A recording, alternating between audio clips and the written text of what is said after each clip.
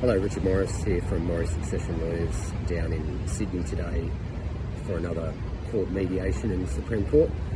And I just thought I'd do a quick video about the Court Annexed Mediation process when it relates to deceased estate litigation. One thing that's changed in the last couple of years is that previously you used to be able to have more control over an informal settlement conference, or you might go and have a private mediator, which was often an ex-judge or a barrister with experience in the area who would conduct the mediations.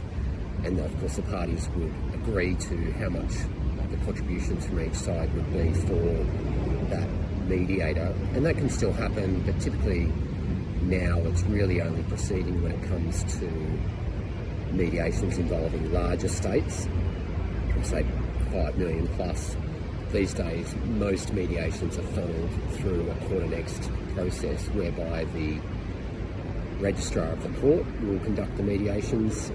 The registrar's job really is to remain impartial, not take sides, and anything that happens or is said or is disclosed at a mediation remains confidential and can't be used in the substantive proceedings. So what happens at the mediation? Normally you start with a 15-20 minute joint session where each side will set out their positions, maybe make some observations about the strengths or weaknesses of the cases involved, and put forward their client's best case. That'll be one where both sides are there. Sometimes there'll be support persons present as well, but typically just the parties plus their legal representatives, so solicitor, barrister, plus the mediator. Following the conclusion of the joint session, you'll then split apart. Normally then each side will take their own rooms and the registrar will shuttle between each of the mediation rooms, trying to facilitate that settlement. So the registrar's job is really to reality test some of the opinions. So if a party's taking a particularly difficult position where they won't move from that position, the registrar can sometimes help overcome that problem by testing whether that's actually going to be the case if the matter goes to a final hearing or a trial.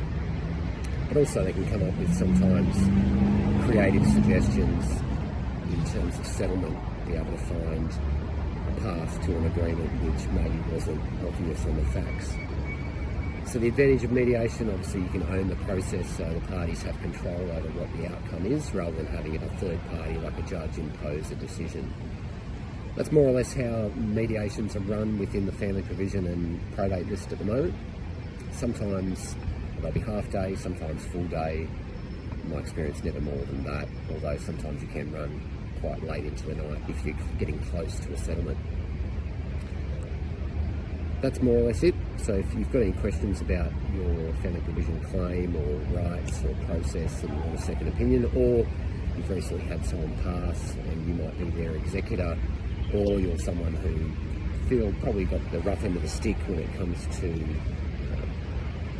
your entitlement under their estate, then feel free to contact myself or the team at Morris Succession Lawyers.